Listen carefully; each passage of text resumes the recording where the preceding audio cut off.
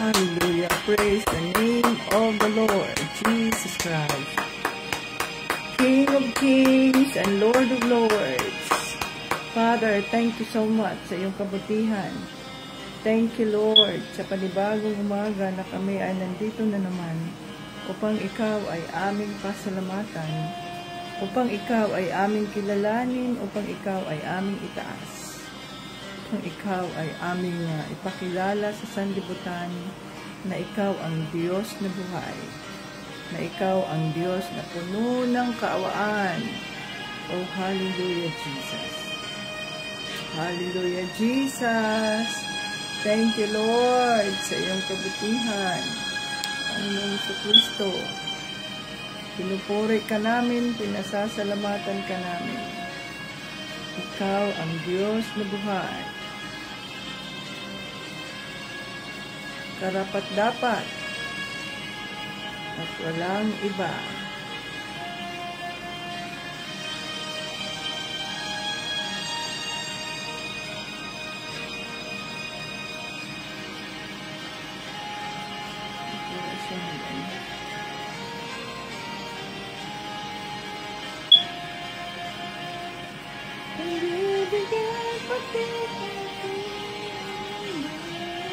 Yes, Lord.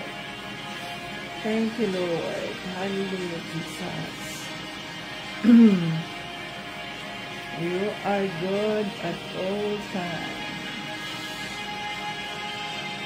You are great. Great is the Lord. Worthy of everything. Hallelujah. Ayan ang ating pananampalataya kay Panginoon Jesus Cristo. John 3:16. For God so loved the world that He gave His only begotten Son, that whosoever believe in Him will not perish, but have everlasting life. Happy moments. Praise God. Difficult moments. Seek God. Quiet moments. Worship God. Painful moments. Trust God every moment. Thank God. Hallelujah. Panginoon sa Kristo, maraming salamat po. Ano ka ng kaawaan. Thank you. At nandito na naman kami para ikaw ay aming sambahin, para ikaw ay aming purihin. Hallelujah. Hallelujah. God is good. God is good. Asa na ang iba? Tawagin na natin para tayo ay magpuri sa ating Panginoon Jesus. Magpuri tayo sa ating Panginoon Jesus. Hallelujah.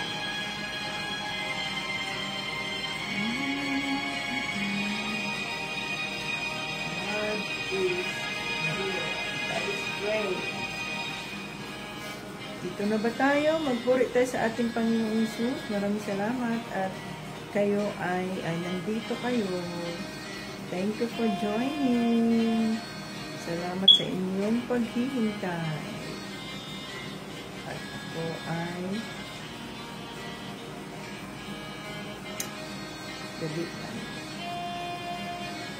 Next 17.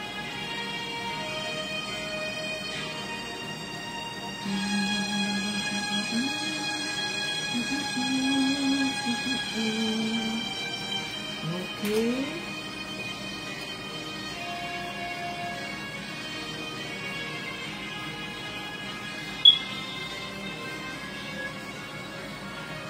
Welcome dito sa ating live. Team Jesus School of Faith. August 28, 2025. August 28 na mga katingisas. At malapit na matapos ang month of July, month of August, ang ating year. Okay, salamat sa Diyos. At tayo ay muling nagising. Ano na ngayon? Huwebes na ngayon. Thank you, Jesus.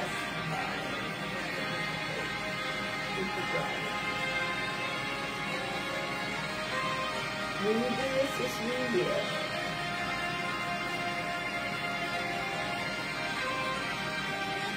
To the free.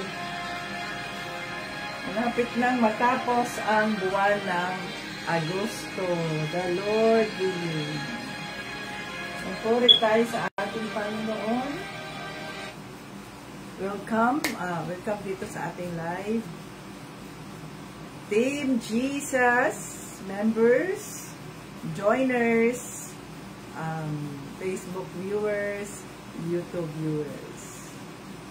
August 28 ngayon, ito si Tita Vits, ang lingkod ng ating Panginoon Jesucristo, fresh from the bed. Ang aking t-shirt ay hindi masyadong mabasa, pero ito ay, The Lord is my shepherd, I shall not want. He leads me to green pasture. Yan ay nasa Psalms 23, 1 to 2. So, ito ay isa sa aking mga paboritong Bible verses sapagkat ito ang pinaniniwalaan ko na hindi ako nagkukulang sa aking mga pangangailangan dahil ang Diyos, ang aking Panginoong Jesucristo, ang aking shepherd. At pag sinabi natin green pasture, ito'y nangangahulugang green pasture. Nangangahulugan ito mga katingisas ng ba yun yung kagaya ba ng mga baka na kumakain sila, dinadala sila ng kanilang pastol doon sa mayabong na mga damuhan na maraming damo na kung saan makakakain sila. Ganon din ang ating Panginoong Jesucristo. He is our shepherd. He lead us to a green pasture. So, ibig sabihin nun ay dadalhin niya tayo sa lugar na puno ng mga pagpapala sapagkat siya ang ating Panginoon. Siya ang ating Panginoon, siya ang ating pastol. So, hindi tayo magkukulang. So, yan ang ating paniniwalaan. Hallelujah. So, magpuri tayo sa ating Panginoong Jesucristo. Nandito na ba ang lahat? Huwag nating sayangin ang pagkakataon na tayo ay makapagpupuri. Kaya huwag tayong malate, no?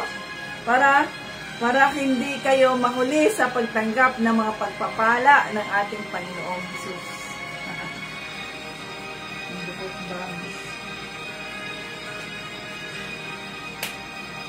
Pagising sa umaga, kay ganda, kay ganda. Kay ganda ng mundong ginawa niya. Ngayon ko lang nakita ang ganda ng mundo. Salamat sa Diyos at ako'y binago. Yes, Lord. Thank you, Lord. Hallelujah. Nang tanggapin ko si Jesus, aking Diyos, na bago ang lahat sa buhay ko. Bagong ligaya ang nadarama, bagong pag-asa ang nakikita.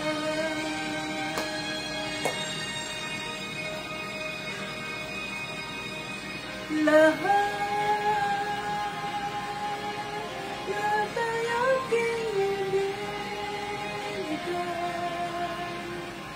ibibigay pati aking buhay upang purihin siya.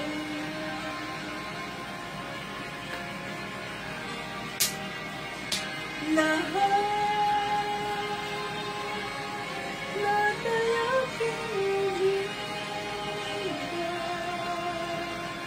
ibibigay pati aking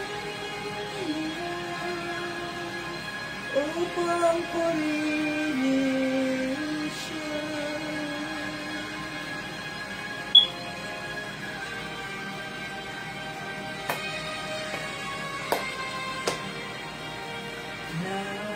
Nag-uumapaw ang aking saya, pagmamahal niya ang nadarama, kahit ganda ng buhay na nasa kanya.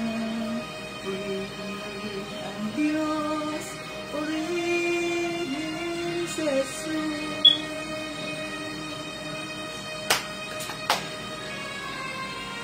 Lahat ay aking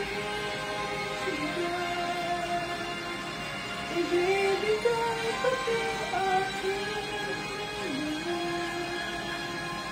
upang purihin siya.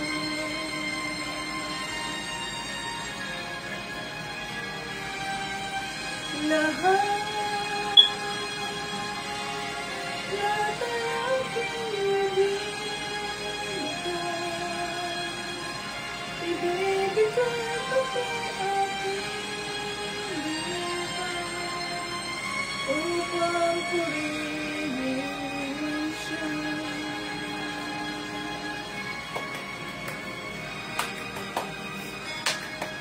Hallelujah! Praise the Lord, Jesus Christ, King of Kings and Lord of Lords. Yes, Panginoong Diyos Ama, Panginoon sa Kristo, Banal na Espiritu, nandito kami para ikaw lamang po ang aming kilalanin, ang aming parangalan. Linisin mo po ang aming mga isipan, linisin mo ang aming mga puso, Panginoon, at gawin mo kami karapat-dapat sa trono ng iyong kaawaan. Bigyan mo kami ng maayos sa internet connection, Lord, na hindi po magputol-putol ang aming ang iyong Bible study, Panginoong Diyos, na tuloy-tuloy po namin maraos at marinig ang iyong boses, Banal na Espiritu. O hallelujah. Linisin mo kami at gawin mo kami karapat-dapat sa trono ng iyong kaawaan. Ano man po ang aming mga kasalanan, mga karumihan, sa aming mga isipan, mga puso, sa aming mga sinasabi, sinasalita, ginagalaw. Father, forgive us. Forgive us, Father God, sapagkat wala kaming magagawa, Panginoon Hesus Kristo.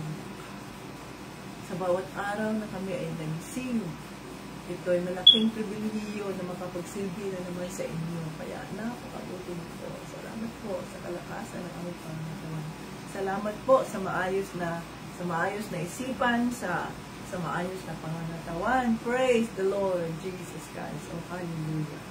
Yes, Lord, salamat sa kapatawaran ng aming mga kasalanan at salamat din sa pagpapatawad po sa mga taong nagkamali, nagkasala sa aming Panginoong Kristo. Oh, hallelujah. We praise you, we adore you, Father. Thank you that you are in control of everything. Thank you so much. Thank you so much. Oh, hallelujah. Yes, Lord Jesus. Hallelujah. Hallelujah. We welcome your Holy Spirit in our midst today. Na naniniwala kami that the King is in the room. Naniniwala kami na 2 or 3 gathered in your name, you are in our midst. Kaya Panginoong Kristo, kami po ay naniniwala ikaw ang Diyos ng buhay at walang imposible. You are here sa lahat ng mga nandito ngayon. Naniniwala kami ang iyong presensya ay nasa kanilang mga pamamahay at kung ang iyong presensya ay nasa mga pamamahay namin, everything will go well with us because you are with us. Oh, hallelujah. We welcome your Holy Spirit. Come, Holy Spirit, I need you now. I need your anointing, come in your power. I love you, Holy Spirit. You captivated my soul. And every day, I learn to love you more. Come, Holy Spirit, I need you now. I need your anointing, come in your power. I love you, Holy Spirit. You captivated my soul. And every day, I learn to love you more. I'm reaching for your heart. You hold my life in your hands, drawing me closer to you. I feel your power and know nothing compares to this place, where I could see you face to face. I worship you in spirit and in truth. I'm reaching for your heart. You hold my life in your hands, drawing me closer to you. I feel your power and know nothing compares to this place, where I could see you face to face. I worship you in spirit and in truth. We worship you in spirit and in truth. Hallelujah, Panginoon. Sinasamba ka namin sa espiritu at sa katotohanan. Mag-usap po kayo nang sa ganun po ay maintindihan namin ang mensahe sa ating ang plano mo sa bawat isa ng inyong mga kayakayan. Maraming salamat. Dinideklara namin ang live na ito ay holy, sanctified by the blood of Jesus. At itago mo po, Panginoong Sus, ang iyong lingkod upang hindi ko ako ang nakikita, hindi ang nakikita, hindi ang kabutihan, ang iyong kagalingan, ang iyong pagmamahal na walang hanggan. At na ito ay aming hinihiling, pinasasalamatan sa pangalan ni Jesucristo at ng Banal na Espiritu. Amen! Praise the Lord! Thank you, Jesus, sa kanyang kabutihan. Okay, mga ka-Team Jesus. Kahapon ay tinuruan tayo. So, paalala, bukas ay isa na lang, no? Isa na lang na Team Jesus ang ating pagpapalain sa buong linggo. Kaya, huwag ninyong kalimutan na pagpalain ngayong linggo. Sino ang napili ngayon? Ngayong linggo na to, si Sis Jonalyn ba? Si Sis Jonalyn ba yung napili ngayong linggo? So i-ano natin na we chose to give our sacrificial offering kahit na magkano, dahil hindi naman binibilang ng Diyos kung magkano ang ibinigay natin. Ang binibilang niya ay yung sakripisyo na ginawa natin para makapagbahagi tayo ng pagpapala sa ating kapwa, no? So, hallelujah. So, ayon, mga ka-Team Jesus, lalo na ang ating mga kapatid sa body of Christ. Sino yun? Si Sis Angeline pala, okay. Si Sis Angeline pala ang napili ngayon, okay? Thank you, Sis Lisa. Napili sa buong linggo, kaya huwag niyong kalimutang pagpalain si Sis Angeline. So, kahapon, 8:27, ay tinuruan tayo ng banal na espiritu tungkol sa pagpapasakop natin sa ating mga namumuno, dahil walang namumuno na nakatalaga o nakaupo diyan sa pwesto kung hindi ito kinaloob o kaloob ng Diyos Ama. Kaya kahit hindi man natin nagustuhan, hindi man natin beat yung, or hindi tayo nakasuporta sa napili na yan, ay obligasyon natin, mga ka-Team Jesus, na ipagdasal ang mga namumuno sa ating bansa, sa ating lalawigan, sa ating syudad, no? Maging sa ating barangay. Hallelujah. So, wag natin kalimutan na pagpalain si Sis Angeline. Isang malaking oportunidad yan na pribilehiyo na tayo ay makapagpapala kay Sis Evelyn. Sis Angeline pala. Okay. So, dito tayo sa 1 Peter chapter 2 verses 18. Ano ba ito?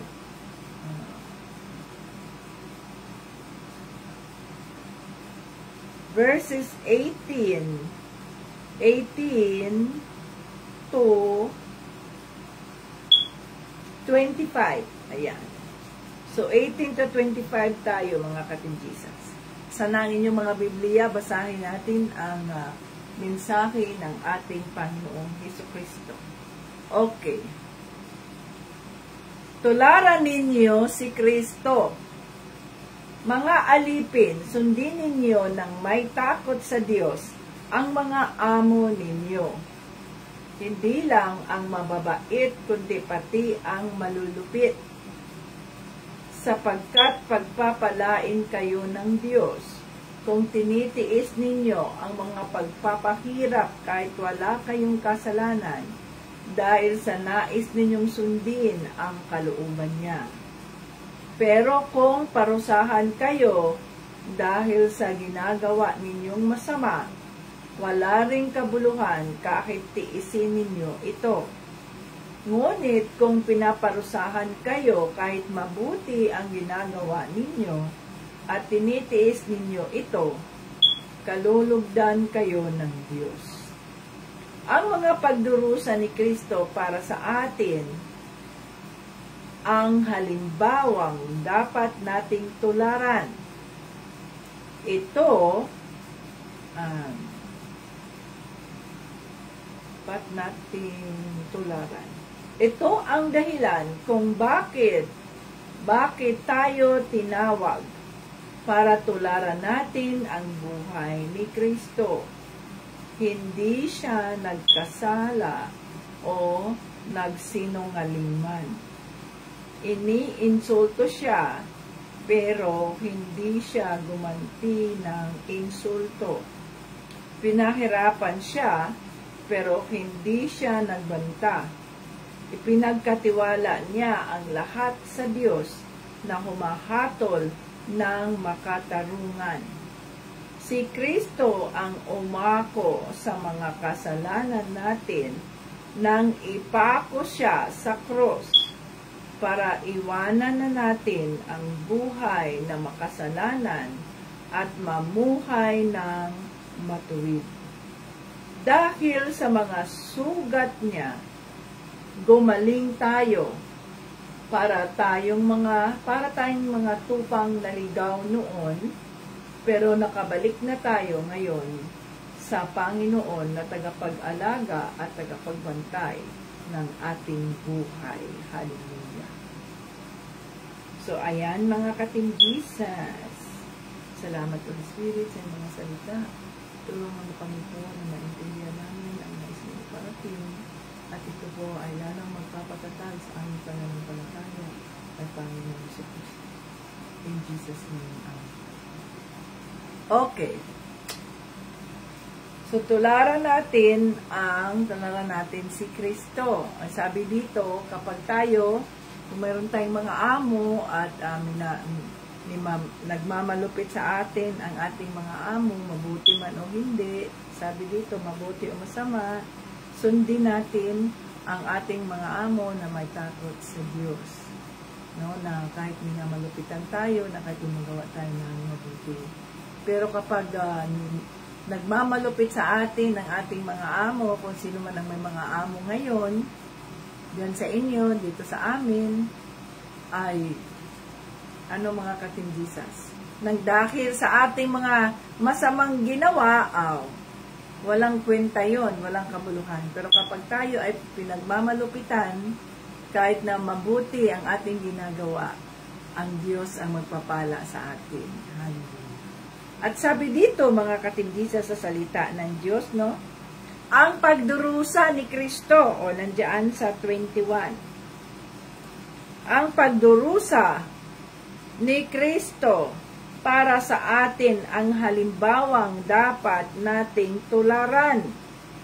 Ito ang dahilan kung bakit tayo tinawag para tularan natin ang buhay ni Kristo. Hindi siya nagkasala o nagsinungaling man. Ininsulto siya pero hindi siya gumanti ng insulto. Pinahirapan siya pero hindi siya nagbanta. Ipinagkatiwala niya ang lahat sa Diyos na humatol ng makatarungan. Hallelujah. So, di ba? Alam natin na si Panginoong Jesucristo, siya ang ating modelo. Modelo natin siya ng pagpapakumbaba, modelo natin siya ng yung kababaang loob, yung meekness, yung humility. Iniinsulto siya, subalit hindi siya lumalaban. Bakit? Pinapaubaya niya sa lahat. Pinapaubaya niya ang lahat ng ito sa Diyos Ama na siyang tagahatol ng lahat. Oh. Minsan tayo, hindi ko palalampasin yung mga ginagawa niyang yan. Hindi ko palalampasin yung mga insultong ginawa niya sa akin. Makikita niya ang aking paghihiganti. Ganon ang tao. Kasi nga ang tao ay nabubuhay tayo. Ito ang likas natin sapagkat nagkasala nga yung ating unang mga magulang na si Adan at si Eva. At nang dahil doon ay tayo rin na mga descendants ay ganoon din. Hindi tayo nagpapautang ng sino-sino pa mang mayroong sa atin, mayroong sabihin natin may atraso. No? Mayroong atraso. Hindi ko palalampasin yung ginawa niya sa akin. Makikita niya ang aking paghihiganti. Ang tao, kung mayroon siyang mga impluwensya, no, sa lipunan, sa politiko, mayroon siyang pera, mayroon siyang mga sabihin nating mga hinagiban ba, no, yung mga pistula, mga ganyan. So anong mangyayari diyan sa mga taong nagkakaroon sa kanya ng atraso? Mangyayari dyan sa mga taong nagkaroon ng atraso sa kanya ay maaring makulong o kaya ay maaring panghabang buhay na hindi na makikita ng mundo. So yan ang mangyayari, yan ang tao. Hindi pinalalampas ang mga taong nagkakaroon ng atraso sa kanila. Subalit tayo na mga anak ng Diyos, tayo na nasa kay Kristo na, anuman ang mga pang-insulto, anuman ang mga ginawang panlalait, panlilibak, panliliit ng mga taong ito sa atin, hindi tayo lumalaban o kaya hindi tayo naghihiganti. Bakit? Dahil kagaya kay Panginoong Jesucristo, iniinsulto na siya, nandito, no? Nagdurusa si Panginoong Jesucristo. Ang sabi niya dito, ito ang dahilan. Hindi siya nagkasala o nagsinungaling man, iniinsulto siya, pero hindi siya gumamit ng insulto. Pinahirapan siya, pero hindi siya nagbanta. No? Hindi siya nag-insulto, pinahirapan siya, hindi siya nagbanta. Ipinaubaya niya sa Diyos Ama ang lahat. Sapagkat alam niya siya, ang Diyos ang may hatol, ang judge ng lahat. At hindi siya o hindi ang tao. So, nung mga time na yun, tao siya. Tao siya, mga kapatid Jesus. No, tao siya. Kaya, hallelujah. Siya ang ating sundin. No? Nagpakamatay siya. Ang sabi dito, si Kristo ang umako sa kasalanan natin. Siya ang umako sa kasalanan natin. Kaya ipinako siya sa cross. Na ibig sabihin nun, ay wala tayong pwedeng ipagmayabang. Kung anumang mayroon tayo ngayon, kung anumang pananampalataya mayroon tayo ngayon, sapagkat tayo ay nailigtas sa pamamagitan ng biyaya at kaawaan ng ating Panginoong Diyos Ama, sa pamamagitan ng ating pananampalataya, paniniwala kay Panginoong Hesukristo. So lahat na ba tayo rito ngayon ay tumanggap na kay Panginoong Hesukristo? At kayo na ba ay kumpleto na ang inyong silyo ng banal na Espiritu, na kung saan kayo na ay nakapagbaptismo sa tubig? Dahil kahit sabihin man natin na tinanggap na ninyo si Panginoong Hesukristo, subalit hindi pa kayo nakapagbaptismo sa tubig, wala pa rin yan, mga kapatid, hindi kumpleto, sapagkat ang banal na Espiritu, saka lamang siya makakapasok sa ating mga puso kung tapos na ang ating water baptism, dahil ibig sabihin nun ay nalinis na tayo sa ating pagiging putik, sa ating pagiging makasalanan, kaya malinis nang makapasok ang banal na Espiritu sa ating mga puso at tayo ay silyado na ng banal na Espiritu. So, sino-sino sa atin dito ang makapagsasabi na ako ay kumpleto ng mananampalataya kay Panginoong Hesukristo? Hindi relihiyon ang ating itinataas dito, sapagkat ang relihiyon ay hindi nakakapagligtas ng kaluluwa. Ang nakakapagligtas ng kaluluwa, mga katinjisas, ay ang ating pananampalataya, ang ating personal na relasyon kay Panginoong Hesukristo, sapagkat siya, inako niya ang ating mga kasalanan, no? Sabi dito, si Kristo ang umako sa mga kasalanan natin nang ipako siya sa cross, para iwanan na natin ang buhay na makasalanan at mamuhay ng matuwid. So, para maiwanan na natin ang buhay na makasalanan at mamuhay tayo ng matuwid. Sa makatuwid, mga katinjisas, itong mga sugat ni Kristo, yung sugat sa likod niya, 40 lashes, mayroon pa dito sa tagiliran, no? Dito, kamay niya, paa niya, mga sugat niya. Ang sabi dito, dahil sa kanyang mga sugat, tayo ay gumaling. By the Lord's stripes, we are healed. Ano dito? Anong sabi yan? Sabi dito sa English? By the wounds of Jesus, you have been healed. Tayo ay mga karnero na nawala sa landas, subalit sa pamamagitan ng kabutihan ng Diyos, tayo ay kanyang hinanap, tayo ay kanyang iniligtas. So ngayon ba, masasabi ba natin publicly na ako ay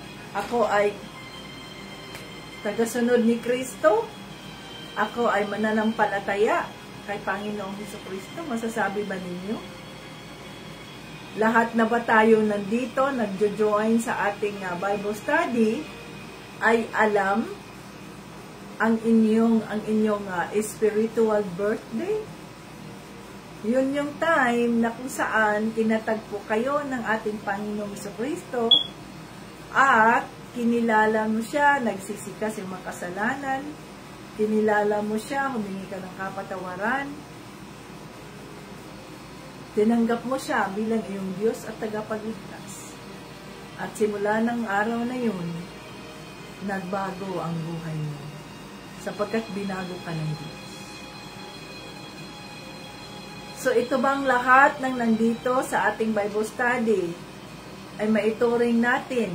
Maituring ba ninyo ang inyong mga sarili na alagad, followers ng ating Panginoong Jesucristo?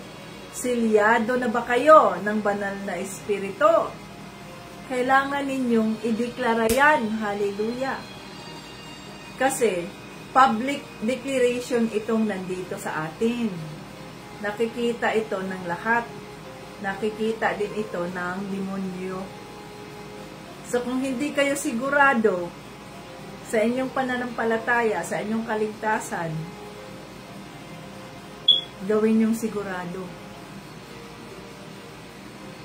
Kung wala pa kayong baptismo sa tubig, hindi kayo silyado ng banal na Espiritu. Pwede kayong nakawin ng demonyo dahil hindi kayo silyado ng banal na Espiritu.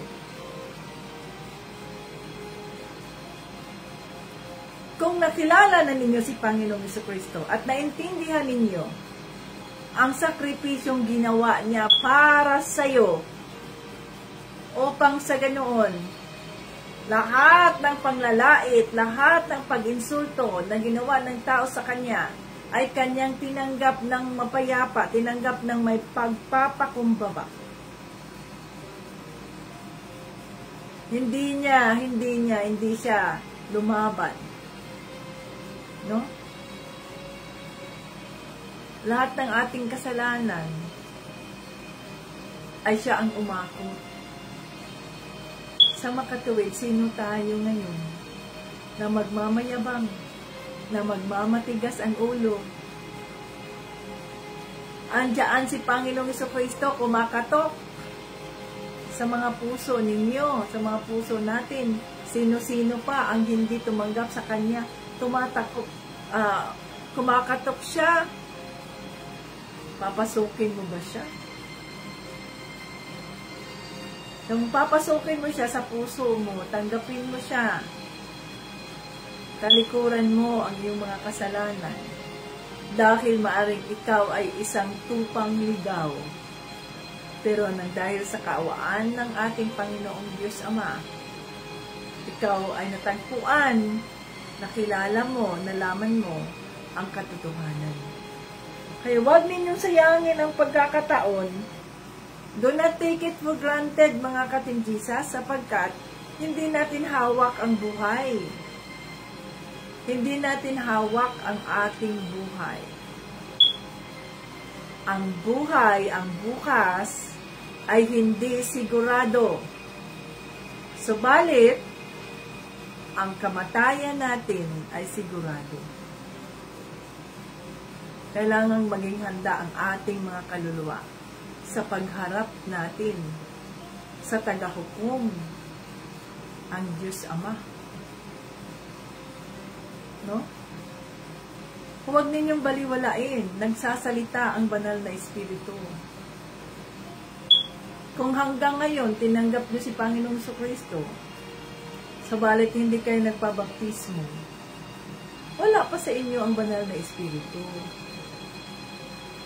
Hindi pwedeng yung masunod yung gusto natin. Hindi ako naniniwala diyan. Naniniwala ako na pag tinanggap ko si Panginoong Jesucristo, nandyan ang banal na Espiritu. No. Kagaya kay Panginoong Jesucristo, nung siya, after ng kanyang, nauna pala ang kanyang baptism, no? Nung siya ay nabaptismo, bumaba, nagbukas nga ang langit, diba?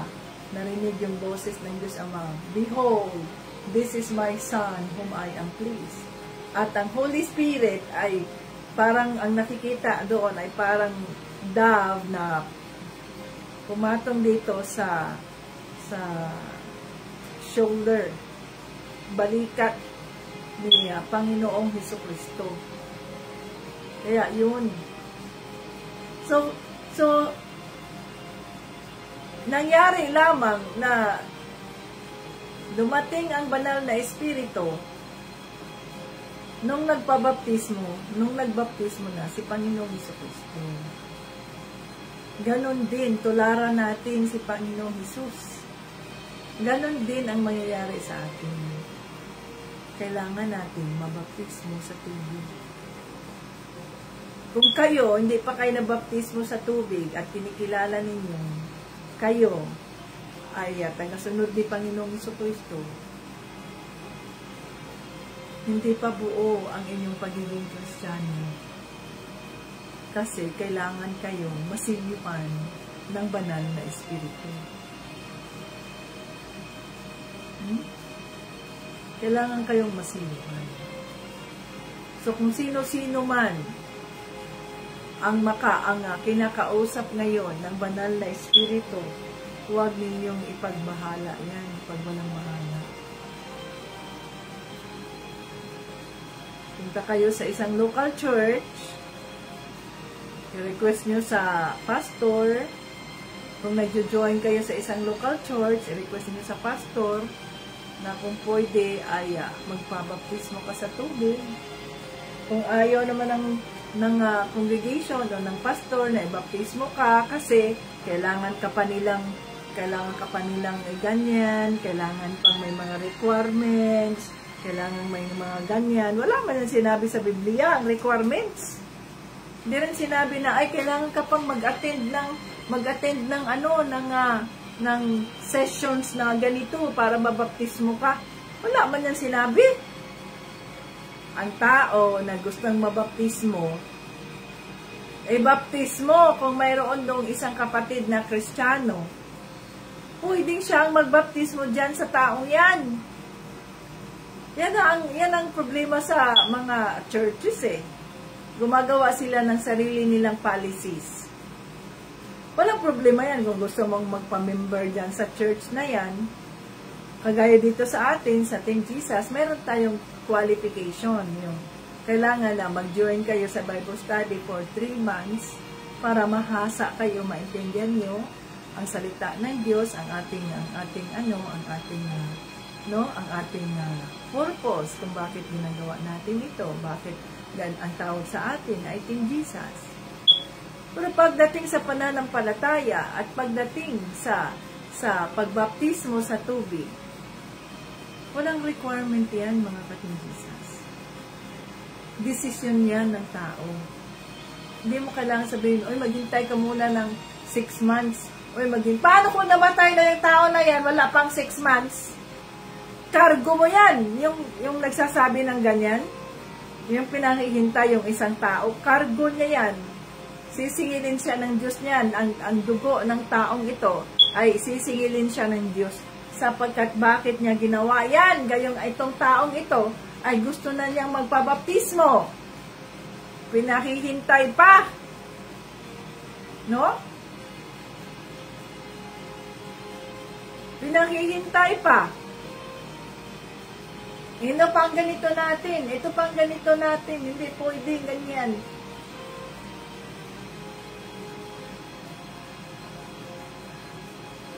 Kung mayroong available na kapatid dyan na Kristiyano na, yan man ang sinabi sa Biblia. Go to the world. No? Share the gospel. Baptize them in the name of the Father, of the Son, and of the Holy Spirit, and surely I will be with you till the end of time. Yan ang sinabi ni Panginoong Jesucristo. Hindi man sinabi na, go to the world, share the gospel, hintayin ninyo ang schedule ng church, hintayin ninyo ang membership ng church bago kayo mabaptismo. Sinabi ba? Hindi naman? Diba? Oh. Ayun, yung pag nagdesisyon ang tao, kung mayroong isang kapatid dyan na Kristiyano, pwede lang magbabaptismo yan. Di naman sinabi doon na ang pastor lang ang pwedeng magbaptismo. Wala sinabi sa Biblia. Exaggerated lang tong ibang mga churches na stricto sila sa kanilang mga policies, sa kanilang mga ganyan. Pag gano'n ang mga church na inaatinan ninyo, umalis kayo dyan sa klase ng church na yan. Kasi hindi yan yung sinasabi sa Biblia. tayo rito, mga ka-Team Jesus, tayo rito, nakabatay lang tayo sa sinasabi sa Biblia. No? Kung may tubig dyan, may swimming pool, may dagat, may sapa, at iba pa, Brooks, go! Habang may pagkakataon, gawin natin. Habang buhay pa ang taong yan, at makapag-confess pa siya sa kanyang pananampalataya kay Panginoong Hesukristo. Go! No? May taon dyan, ikaw, halimbawa, sabi ng Panginoon, yan, naglalaba ka dyan sa sapa. Sabi ng Panginoong Hesukristo, may kasama ka dyan na mga kapitbahay mo. Tapos, siniran mo sila habang naglalaba kayo. Siniran mo siya sa Word of God. Sis, ikaw ba ay masasabi mo ba sa sabi ng Holy Spirit, you share the Word of God. You share the free gift of salvation. Sumunod ka kaagad. Holy Spirit, lead me, guide me. Anong sasabihin ko? Kasi pag ang prompting ng Holy Spirit, magsasabi sa'yo, yung conviction ng Holy Spirit, magsalita ka, kausapin mo ang taong ito. Kahit saang lugar ka, we have to be ready. Yun yung sinasabi nating shoe of peace. We have to be ready. Kailangan isuotin natin ang ano ba yun? Yung armor of God. No? So, kailangan ready tayo. Oh. Sabi ng Holy Spirit, kausapin mo yan. Yes, Holy Spirit. So, habang kayo naglalaba yan sa sapa, oh. Tapos tumanggap siya. Tandaan natin na kapag sumunod tayo sa Holy Spirit, hindi na tayo nagsasalita. Yan, ang Holy Spirit. Kaya huwag kayong mag-aalala kung, ayoko nga, hindi nga ako marunong, paano ba ako magsalita? Hindi ikaw magsasalita, boses ka lang. Yan dapat, kagaya ba ng kung kayo ay pinili sa Bible study na kayo ang tumayo, kagaya kayo halimbawa, kaya Sister Michelle, yung last na Bible study natin, praise the Lord, no? Nandoon nararamdaman namin ang gabay ng banal na Espiritu sa Kanya, tuloy-tuloy, mabilis, ang Kanyang pananalita, walang wala. Ibig sabihin nun, si Sister Michelle, sinurrender niya ang kanyang sarili at naniniwala siya na hindi siyang nagsasalita, kundi boses lang siya ng banal na Espiritu. To God be the glory.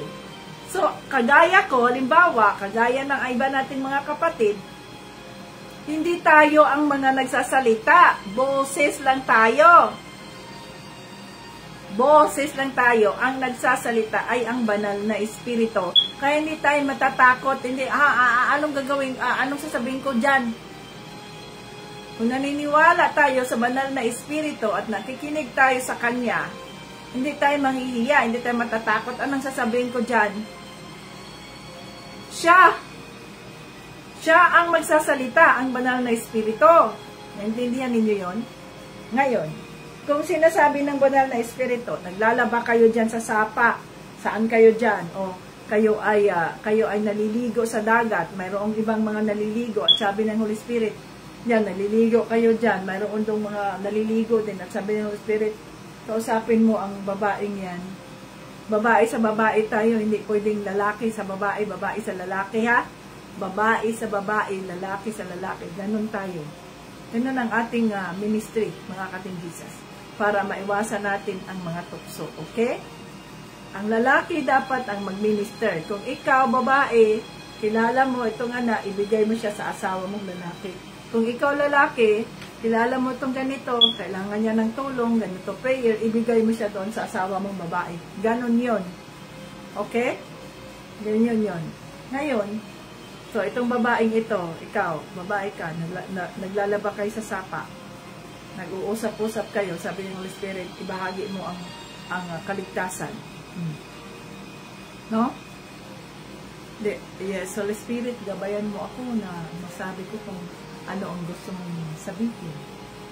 O magsasis, o ganyan, sinong pangalan ng, na yan, pangalan mo, ganito, ganyan, alam mo ba, ako ay isang Kristiyano, at ang saya ko dahil, as the Holy Spirit leads you, at, kasi, pag nag-prompting ang Holy Spirit, ibig sabihin, ready to harvest na ang kaluluwa ng taong yan, at ikaw ang gagamitin ng Panginoon, isang malaking pribilehiyo yan, na kapag ang isang tao ay ready to harvest na. Ibig sabihin nun, ready na ang puso niya sa kanyang mga sitwasyon sa buhay na tanggapin si Panginoong Jesucristo at isuko ang buhay niya kay Panginoong Jesus. So, pag timanggap yung taong yan, yung babaeng yan, yung kapitbahay niyo niyan, habang kayo naglalaba, huwag mo nang patagalin.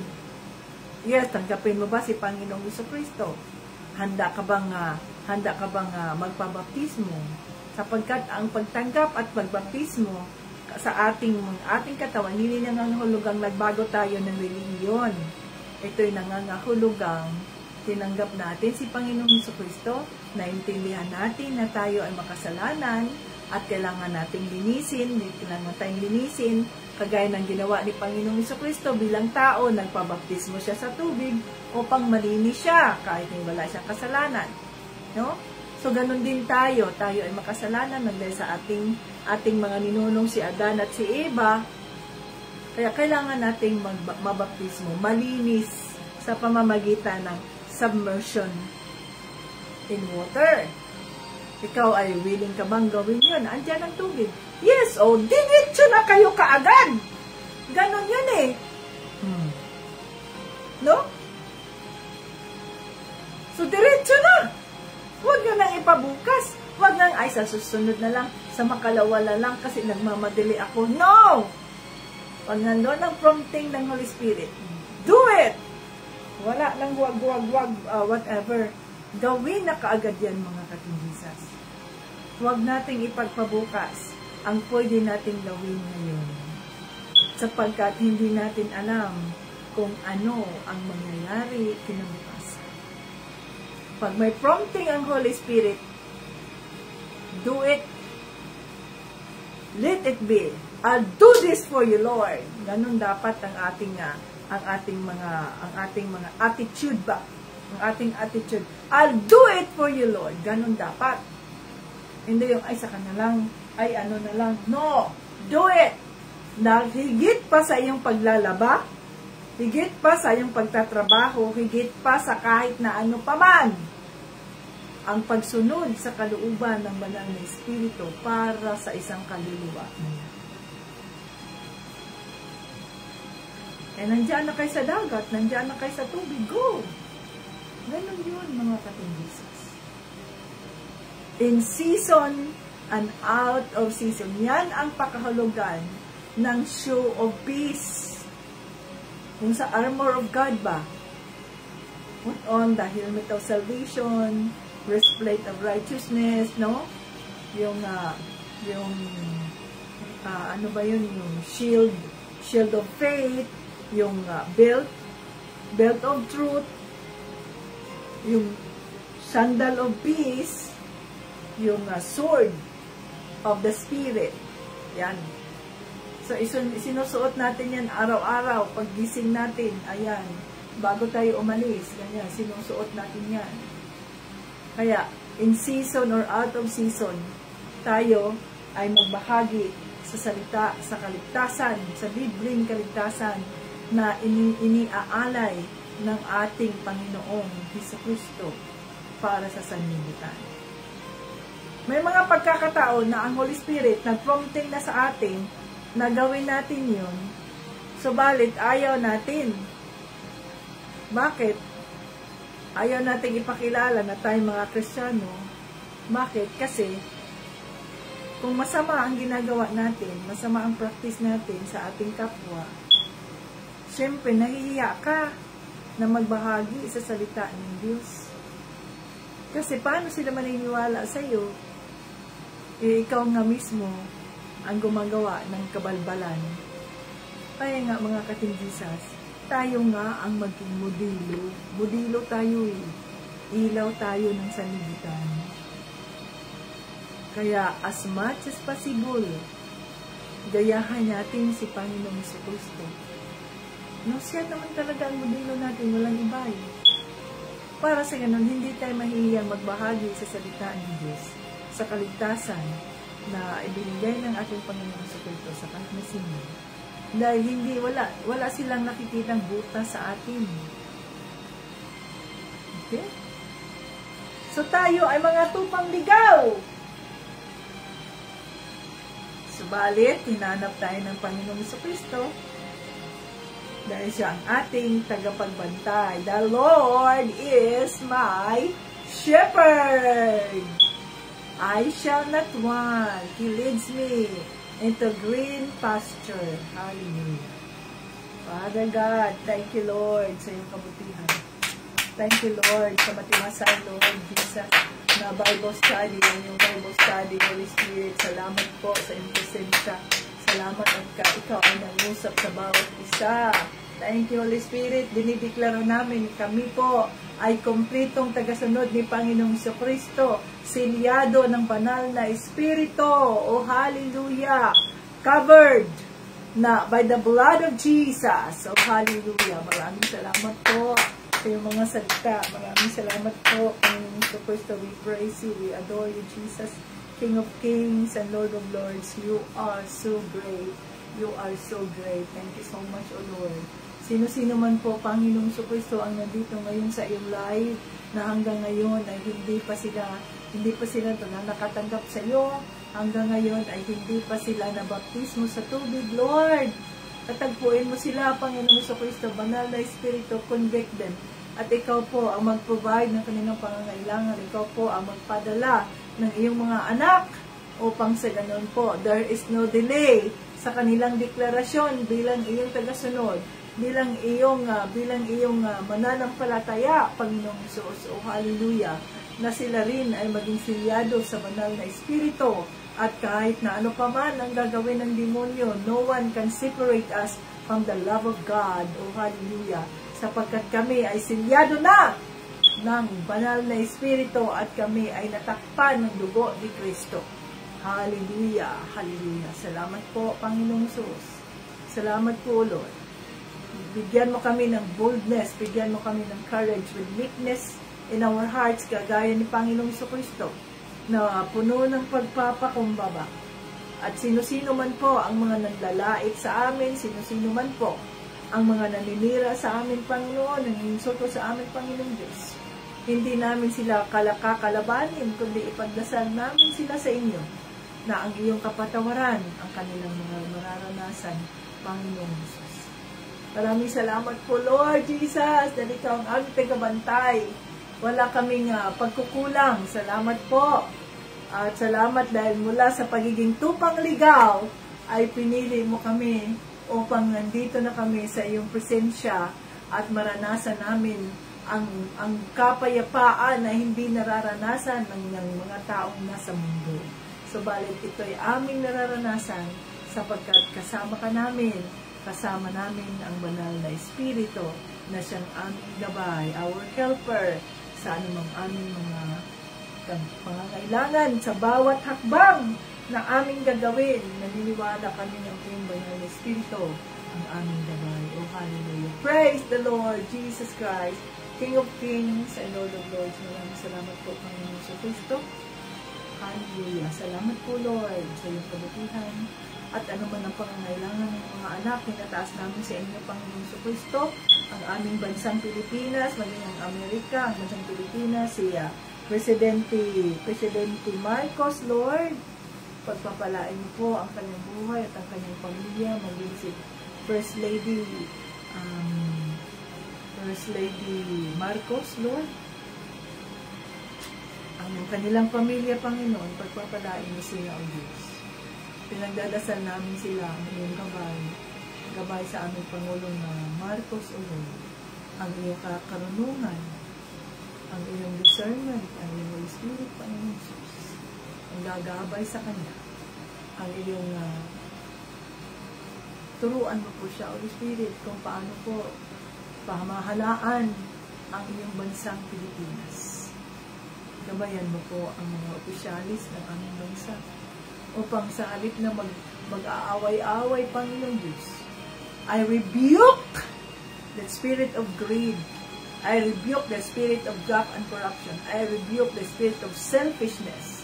In the name of Jesus, I declare that all these spirits are being captured and pushed back to hell right now in the name of Jesus and by the blood of Jesus. I get loose the spirit of sacrifice, the spirit of generosity, the spirit of conscientiousness bilang mga tagapamahala ng pamahalaan, Panginoong Kristo. We get loose the spirit of honesty. We get loose the spirit of generosity, the spirit of kindness, the spirit, the fruit of the Spirit. Lord, na ang titingnan, walang ibang titingnan ang mga tagapamahala, kundi ang benepisyo na mangyayari para sa mga mamamayan, Panginoon. O sino man po yung mga magnanakaw ng mga proyekto ng gobyerno, Panginoon, patawarin mo po sila, Lord. Ikaw ang tagahusga, Panginoon, hindi kami. Ikaw po ang maghuhusga ng mga ito. Nakikita mo ang kahirapan, nakikita mo ang pagdurusa ng mga mamamayang Pilipino dahil sa mga kasalanan ng mga tagapaglingkod mo. Panginoon, patawarin mo po sila, Lord. Katagpuin mo sila, Panginoon. Ikaw po ang maghuhusga, Lord. Di namin alam ang iyong plano. Subalit, ikaw ang nakakaalam ng lahat. Panginoon, heal our country, Philippines, O Lord. Heal our country, Philippines, Father God. Let your blessings be upon our country. Let your prosperity be upon our country. Let there be peace in the Philippines, O Lord God. Let there be peace in the Philippines. Let there be progress in the Philippines for the glory of God Almighty. O hallelujah. Maraming salamat po, Lord. At anuman po ang mga pangangailangan ng iyong mga kaanakan ngayon, Father God, kinikilala namin. We are claiming, Father, sa iyong mga pagpapalang siksik, liglig, umaapaw, para sa iyong mga kaanakan, para sa lahat ng mga nandito, Lord. Patatagin mo ang aming pananampalataya sa iyo.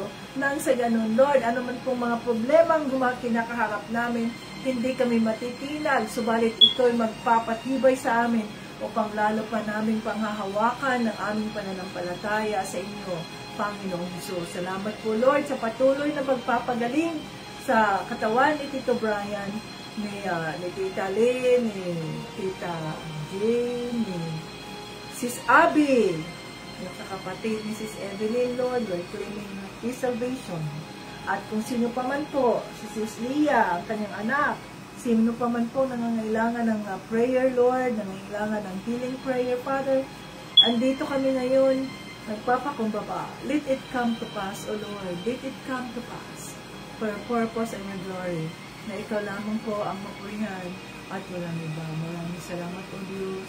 Binabalik namin sa inyo ang lahat ng papuri at karangal sa pangalan ni Jesucristo at ng banal na Espiritu. To you be all the honor, Father God. In Jesus' name. Amen! Yay! Praise God! Salamat sa Diyos! Tayo ay nakaraos at hindi nag-off ang Bible study ng ating Panginoon Jesucristo. Ayan, malapit nang matapos ang August, no? So, sino-sino ba ang magbo-volunteer para sa ating Sunday School sa mga bata diyan? Sino-sino ba ang gustong mag-Sunday School? By the way, ngayong 30, ang 30 ay Sabado, no? Ngayong 30 ay fellowship na ng Team Jesus, Hasaan at Bukidnon. Oh. Mayroon silang pinagawang tarp, mga ka-Team Jesus, na si Sis Doreen ang binigyan ng Diyos ng Holy Spirit ng vision kung paano yon, at napakaganda ang kanilang ang ginawa. So ito yung magiging banner ng Team Jesus, yung pattern ng Team Jesus. Yun ang ating gagamitin, mga ka-Team Jesus, from one chapter to another. So ngayong darating na September ay ang Team Jesus Leyte naman ang mag-fellowship So kahit isang ano lang, tawag dito, isang araw lang, Sabado lang. Ayan. So yon ay excited ako na makita yung kanilang yung video na kukunin nila at ipadala sa akin para mabuo natin ang per chapter fellowship. Hallelujah. So praying na kasama nila ang kanilang mga asawa, at ang mga asawa din nila ay makatanggap kay Panginoong Kristo at magpabaptismo na kaagad doon kung saan sila mag-fellowship. Naingatan sila, so ingatan ninyo yung mga anak dyan kung kayo ay papunta ng beach or swimming pool or saan, ingatan ninyo yung mga anak para walang madisgrasya ba mga katingisas.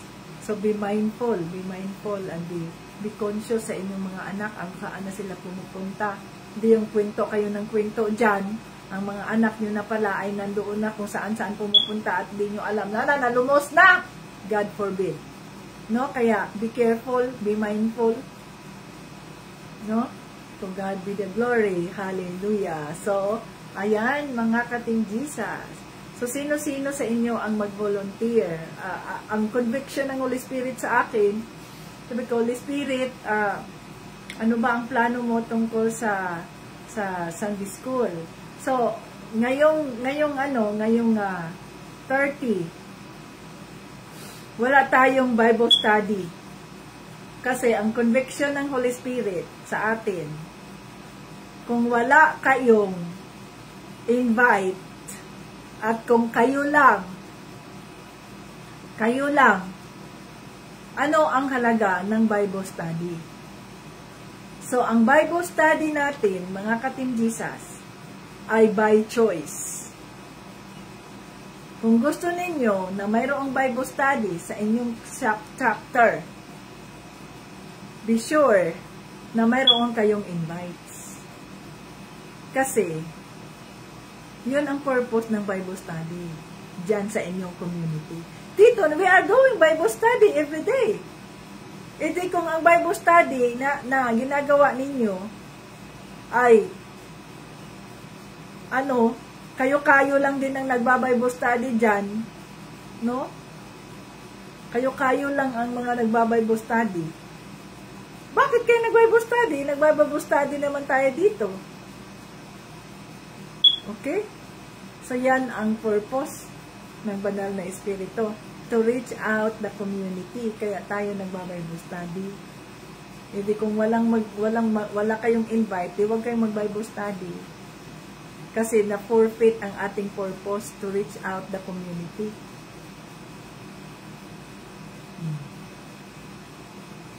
Okay? Pwede man ninyo yan na, mayroong okasyon sa bahay, sinong gustong mag-join. Halimbawa, yung may mga birthday celebrations, mga ganyan, pupunta yan sila kasi may birthday celebration. So bago kayo magkumain ay magkaroon muna kayo ng kaunting Bible study, part ng Bible study na kung saan maibahagi ninyo ang kabutihan ng Diyos sa mga buhay natin, sa mga buhay ninyo. Ganun ba? So sino ang gustong maging volunteer ng Sunday School? At sino-sino sa mga chapter ang ready na to have the Bible, to have the Sunday School? Yung may mga bata na ready na kayo. Sabi ko sa Panginoong Kristo, sa Banal na Espiritu, ano bang plano mo sa Bible study? Ngayon niya, si Tita Jolie ang ating patuturuin. Ang sabi ng Holy Spirit, si Tita Jolie ay hindi pa handa. Ang sabi ng Holy Spirit, ikaw ang magtuturo. Ako ang magtuturo. Sabi ko, kaya ko bang magturo na ang dami ko ng mga ginagawa. Nirebuke ako ng Holy Spirit. Why? Ikaw bang gagawa nun? I can do all things through Christ who strengthens us. No? So, kailangan kasi sa Bible, kailangan kasi sa children, mga ka-Team Jesus, yung teacher natin dapat ay masigasig. Yung teacher natin ay ngumingiti.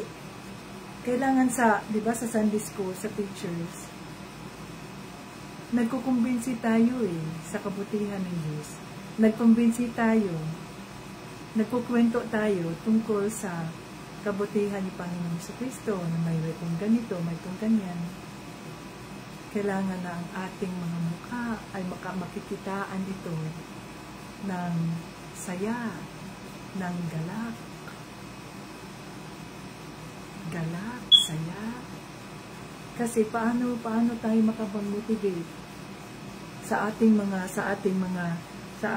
tagapakinig, sa mga bata, lalo na kung hindi tayo makakakitaan ng kagalakan sa mga mukha natin, ng kasiyahan sa mga mukha natin. So, kung sino-sino sa inyo diyan, sa bawat chapter, wag kayong mag-message doon sa by chapter. I-message ninyo ako directly.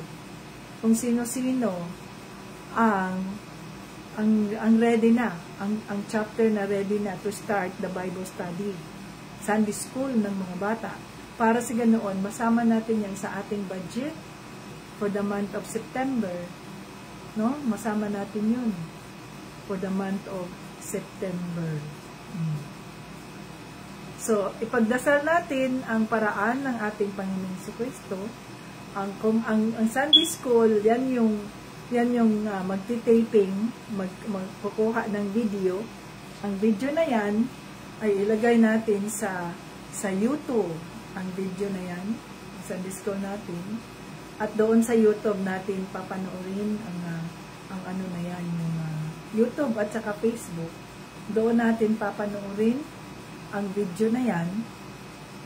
At mayroon doon sa video ay mayroon ding mga katanungan. So magtatanong kayo diyan magsasagot kailangan mayroon kayong Bluetooth o whatsoever. Sasagot yung halimbawa, example, kung ako yung maging teacher. May tanong ako tungkol sa kwento at sasagutin niyo ng mga bata. So, kayo doon sa Bohol, kung mayroon kayong Sunday School dito or what, sasagot makinig sa tanong. Ganyan. Tapos, sinong makakasagot? Mayroon din silang token or premyo na bibigay sa kanila. So, ang ating Bible study ay maaring, lang siya, maaring 15 to 20 minutes lang yung pagtuturo, yung pagkukwento. Ang ibang part doon ay kayo ang gagawa. No? So, pag-usapan natin, magkaroon tayo ng update doon na mag-live ako tungkol sa yung Bible study natin, kung paano isasagawa as the Holy Spirit leads. Okay? So, hanggang sa muli, Jesus loves us. Bye-bye.